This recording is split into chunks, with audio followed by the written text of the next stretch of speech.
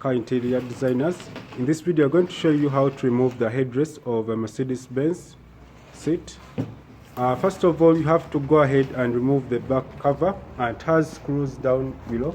You have to remove them, and it has 2 of them.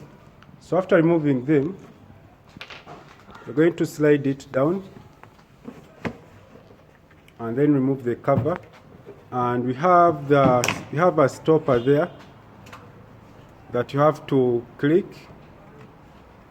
and then you remove your headrest gently, and that's how it is. In the previous video we showed you how to move the headrest via using the voltage. So this was just a quick video on how to move the headrest of Mercedes-Benz. So thanks for watching. If this video is helpful, please subscribe to this channel, and don't forget to click the bell icon in order to get notified if I upload this video like this. Have a nice time. Goodbye.